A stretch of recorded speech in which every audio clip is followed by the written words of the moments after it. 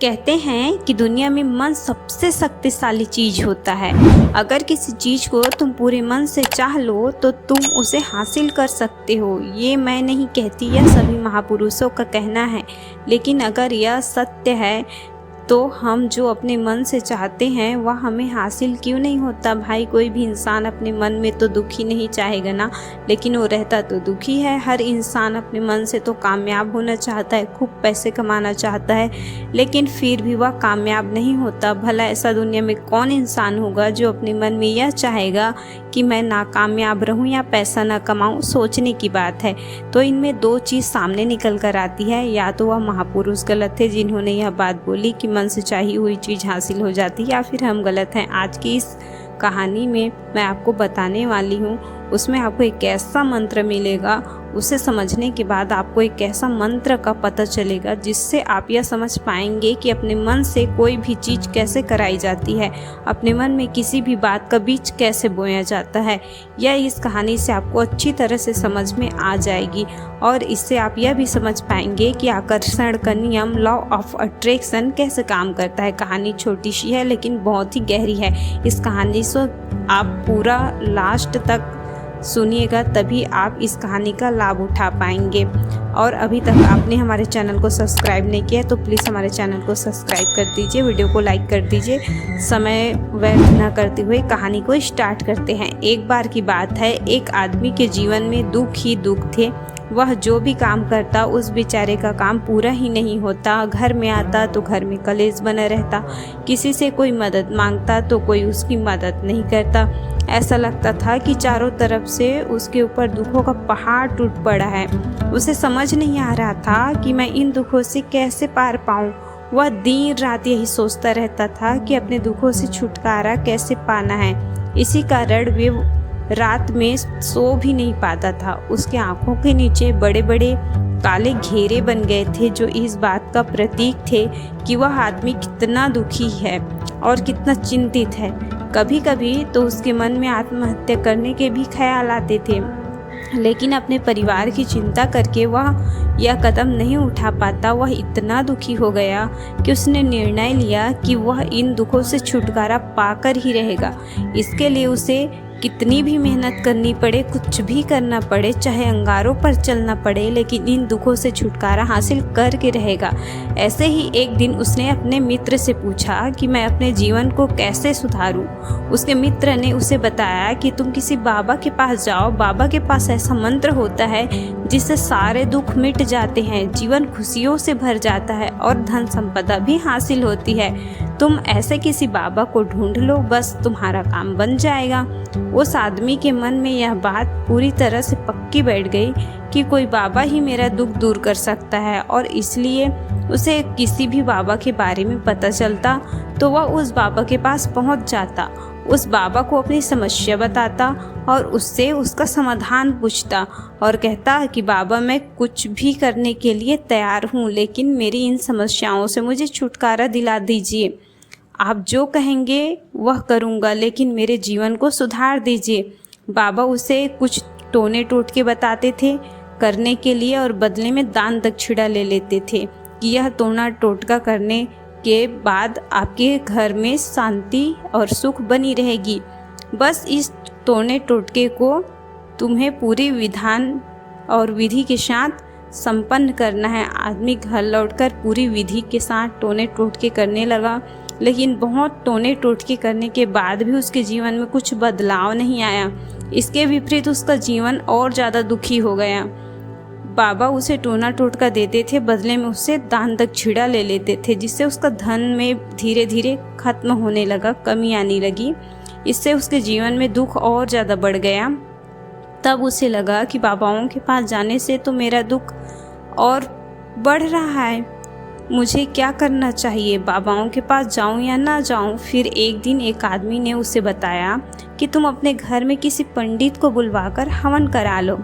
हवन होगा, घर शुद्ध हो जाएगा, और कोई भी बुरी ऊर्जा होगी घर में तो वह घर से बाहर चली जाएगी। जिससे पंडित बुलवाकर पूरे विधि विधान से मंत्र उच्चारण करवाओ, हवन करवाओ, जिससे घर में सुख शांति आए।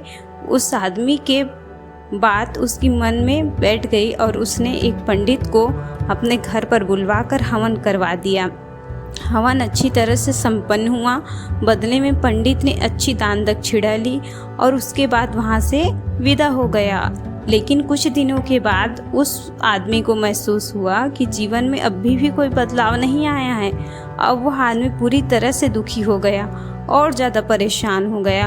अब तो उसे लगने लगा था कि मेरे जीवन से तो दुख खत्म ही नहीं होगा, और यही सोच सोच कर उस आदमी का बुरा हाल हो रहा था। फिर एक दिन उसे अपने मित्र से एक ऐसे बाबा के बारे में पता चला जो समाधान बताने के लिए कोई दान दक्षिणा नहीं लेते थे। उस आदमी को लगा कि यह बाबा दूसरे बाबाओं की तरह नहीं हो सकता, क्योंकि यह तो दान दक्षिणा लेता ही नहीं, और अगर यह दान दक्षिणा नहीं लेता तो यह सच में कोई सिद्ध बाबा होगा। यह सोचकर वह उस बाबा के पास पहुंच जाता है। जब वह आदमी वहां पहुंचता है तो वह बाबा ध्यान में बैठे थे। यह देखकर वह आदमी वहीं पर चुप बैठकर ध्यान से बाहर आने का इंतजार करने लगता है। थोड़ी देर बाद बाबा ने आंख खोली तो सामने एक दुखी और परेशान युवक को देखा। उसकी आंखों के नीचे काले घेरे देखकर ही समझ गया कि यह आदमी अपने जीवन से कितना परेशान है। उसे संबोधित करते हुए बाबा ने पूछा कि बच्चा, क्या चाहते हो? बाबा के पास क्या लेने आए हो? उस आदमी ने कहा कि बाबा, मैं अपने जीवन से परेशान हूँ। मैंने इन दुखों को दूर करने के लिए बहुत सारे रास्ते अपनाए, हर वो तरकीब करके देखे जो किसी बाबा ने मुझे बताई, हर वो काम किया जो किसी इंसान ने मुझे बताई, मुझे करने को कहा, लेकिन मेरे दुख में कमी नहीं आई। बाबा, इसके विपरीत मेरे जीवन में दुखों में बढ़ोतरी हो गई है। मुझे समझ में नहीं आ रहा कि मैं क्या करूं। कभी कभी तो मैं आत्महत्या करने की सोचता हूं, लेकिन मैं अपने परिवार की सोचकर मैं यह कदम नहीं उठाता हूं। मैंने अपने बारे में आपको बता दिया और मैंने आपके बारे में बहुत सुना है बाबा। बड़ी उम्मीद के साथ मैं आपके साथ आया हूँ, बहुत उम्मीद लेकर। कृपा करके मुझे कोई ऐसा मार्ग बताएं जिससे मुझे अपने दुखों से छुटकारा मिल जाए। मैं अपने दुखों से छुटकारा पाने के लिए कुछ भी करने को तैयार हूँ। अगर मुझे कोई रास्ता बताए, चाहे वह कितना भी कठिन क्यों ना हो, मैं उसको पार करूँगा। बाबा ने महसूस किया कि आदमी तो सच में बहुत परेशान है। बाबा ने उनकी बात सुनकर कहा कि बच्चा, दुखों को दूर करने के लिए मंत्र ऐसे ही नहीं मिलते हैं। मंत्र पाने के लिए कुछ करना पड़ता है। तुम कर सकते हो। यह सुनकर पहले तो उस आदमी ने सोचा कि यह बाबा भी मुझसे दान दक्षिणा मांगेंगे, लेकिन और कोई रास्ता ना पाकर आदमी ने कहा, बाबा, आपको जितनी भी दान दक्षिणा चाहिए मैं देने के लिए तैयार हूँ, लेकिन आपका मंत्र सच्चा होना चाहिए, वह पूरा होना चाहिए, उसका फल मुझे मिलना चाहिए। उसके बाद मैं आपको जो भी दान दक्षिणा लेना चाहते हो मैं आपको दे दूंगा। बाबा ने कहा, दक्षिणा तो बहुत छोटी चीज़ है, मुझे यह नहीं चाहिए। इस पर वो आदमी सोच विचार करके बोला, तो बाबा, अंगारों पर चलने के लिए भी तैयार हूँ, आप मुझे बस आज्ञा दीजिए। बाबा ने कहा कि अंगारों पर चलने वाली छोटी चीज़ मैं तुमसे नहीं कराने वाला हूँ। मैं जो तुमसे कराने वाला हूँ वह बहुत कठिन मंत्र है, उसे पूरा कर पाओगे? उसने कहा, बाबा, आप मुझे बताइए तो सही, मुझे क्या करना होगा? मैं कुछ भी करने के लिए तैयार हूँ। इस पर बाबा ने कहा कि यहाँ से जब तुम अपने घर जाओ तो रास्ते में अपने मन में यह दोहराते जाना कि मैं सुखी हूँ, मैं सुखी हूँ। बार बार अपने मन में यही दोहराना, और याद रहे जुबान पर यह नहीं आना चाहिए, यह सिर्फ मन में दोहराना है। यह सुनकर वह आदमी बहुत ही खुश हो गया। बाबा से बोले कि इस मंत्र को करके तो देखो, तुमको अच्छा लगेगा। उस व्यक्ति ने कहा, इतना छोटा सा मंत्र, इससे क्या होगा? तो इस मंत्र को करने से ठीक है, मैं इतना छोटा सा है, मैं कर लूँगा। वो बोला, ठीक है बाबा, मैं यह मंत्र ज़रूर करूँगा। और वह आदमी वहाँ से इतना कहकर चलने लगा कि वैसे ही वह चलने लगा, पीछे से बाबा ने बोला कि बच्चा, एक बात याद रखना, जब तुम यह मंत्र अपने मन में दोहराना तो तुम्हारे मन में बंदर के विचार नहीं आने चाहिए, बंदर का ख्याल भी नहीं आना चाहिए, तो वह मंत्र सिद्ध होगा। आदमी बोला, मुझे तो आज तक बंदर का विचार नहीं आया, तो अब क्यों आएगा? आप चिंता मत करिए बाबा, बस मन में यह दोहराऊंगा कि मैं सुखी हूँ, मैं सुखी हूँ, इसके अलावा बंदर का कोई भी विचार मेरे मन में नहीं आएगा। यह कहकर आदमी वहाँ से चल देता है। वह अपने मन में सुखी हूँ यह दोहराता हुआ थोड़ी दूर ही चला था कि उसके मन में अचानक बंदर का ख्याल आ गया। बंदर का ख्याल एक बार आया और चला भी गया, लेकिन उस आदमी ने यह सोचा, आज तक मुझे कोई बंदर का विचार नहीं आया, आज बंदर का विचार क्यों आ गया? और ऐसा करके उसने उस बंदर के विचार को पकड़ लिया और यह भूल गया मुझे क्या दोहराना है, कौन सा मंत्र बोलना है, और वह बंदर के बारे में सोचने लगा। जब थोड़ी देर बाद फिर से उसे होश आया तो वह फिर से वही मंत्र दोहराने लगा जो बाबा ने उसे बताया था, मैं सुखी हूँ, मैं सुखी हूँ। लेकिन अचानक उसे फिर से एक बंदर दिखाई दिया और यह देखकर फिर से उसके मन में बंदर का विचार उठ गया और यह देखकर वह इस विचारों को बाहर फेंकना चाहता था और वह चाहता था कि मेरे अंदर किसी तरह से बंदर का विचार ना आए, लेकिन उसे तो सामने बंदर ही दिखाई दिया। ऐसा ही करते करते घर पहुंचा और घर पहुंचने के बाद अपनी पत्नी को कहा कि हे बंदरिया, मुझे खाने में बंदर परोस दो।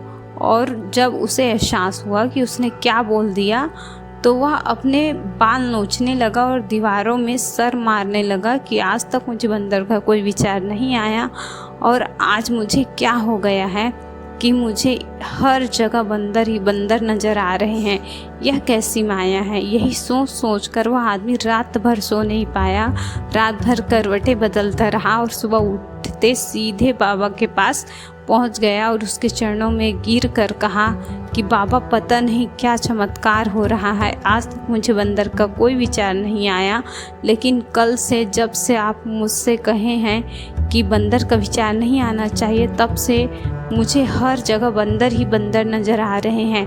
उस आदमी ने कहा कि बाबा, मुझे तो आपके पीछे पेड़ पर बैठा बंदर केला खाते हुए दिखाई दे रहा है, यहाँ तो क्या है बाबा?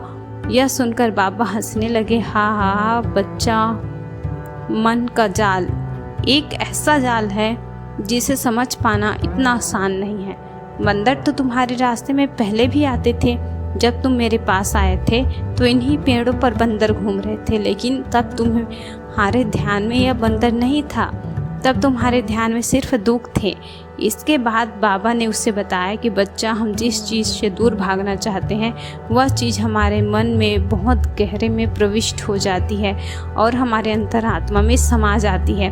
असल में हम जिस चीज़ से छुटकारा पाना चाहते हैं उससे छुटकारा इसलिए पाना चाहते हैं कि वह हमारे साथ बहुत गहराई से जुड़ी है और हम जितना ही उससे छुटकारा पाना चाहते हैं वह उतनी ही गहरी हमारे मन में बैठती चली जाती है और आखिरकार हमारे अंतरात्मा में छा जाती है।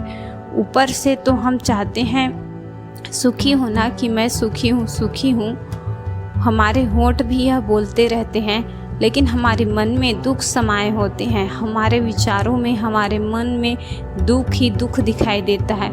इसलिए अपनी जुबान से बार बार यह बोलने से कि मैं सुखी हूँ या सुखी हूँ, सुखी नहीं होगे जब तक यह मंत्र तुम्हारे अंतर मन में प्रविष्ट नहीं होगा।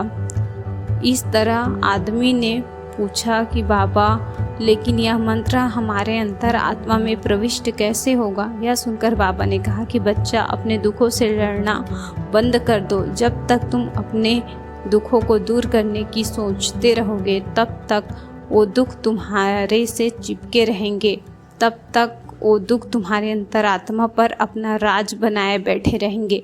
और जिस दिन तुम उन दुखों के बारे में सोचना छोड़ दोगे उससे छुटकारा पा जाओगे, उन दुखों को आपसे दूर हो जाएगा वह दुख और आप खुश रहोगे। इसलिए चीज़ों के बारे में सोचना बंद कर दो और हम जितने ही उस चीज़ के बारे में सोचते हैं वह उतनी ही गहराई में प्रविष्ट होती चली जाती है। हम अधिकतर समय दुखों के बारे में ही सोचते रहते हैं, यही सोचते रहते हैं कि हमारे जीवन में दुख है और हमें इससे छुटकारा पाना है। इसी वजह से बार बार सोचने से वो हमारे अंतरात्मा में प्रविष्ट हो जाते हैं और हमें एहसास भी नहीं होता। इसलिए अगर तुम दुखों से छुटकारा पाना चाहते हो तो दुखों से छुटकारा पाने के बारे में सोचना छोड़ दो, तुम्हें दुखों से छुटकारा मिल जाएगा। अक्सर आदमी धूम्रपान छोड़ना चाहता है, शराब छोड़ना चाहता है, सुबह अपने आप से यह वादा करता है कि मैं कोई भी गलत काम नहीं करूँगा, लेकिन शाम को जब लौटता है तो नशे में चूर होकर लौटता है। ऐसा क्यों होता है? जो हम सोच रहे हैं वह पूरा कर ही नहीं पा रहे हैं। असल में हम उस चीज़ को बहुत ज़्यादा भाव दे रहे हैं, उस चीज़ को बहुत ज़्यादा अहमियत दे रहे हैं। जब भी हम उस चीज़ को छोड़ने के बारे में सोचते हैं तो हम उसकी इम्पोर्टेंस, महत्व, विशेषता को बढ़ा देते हैं। हमारा मन उस चीज़ के बारे में जितना ज़्यादा सोचेगा, शराब या धूम्रपान छोड़ने के बारे में जितना ज़्यादा सोचेगा, हमारा मन उतनी ही उस चीज़ के पीछे ज़्यादा भागेगा। हमें उस चीज़ से लड़ना नहीं है, बल्कि बिना सोचे गुजर जाना है। और अगर इस मंत्र को समझ लेते हैं तो हम अपने जीवन में जो भी पाना चाहते हैं उसे अपने अंतरात्मा में डाल सकते हैं। और एक बार वो लक्ष्य हमारे अंतरात्मा में बैठ जाती है तो फिर सफलता पाने से कोई समस्या नहीं है और कोई दिक्कत नहीं।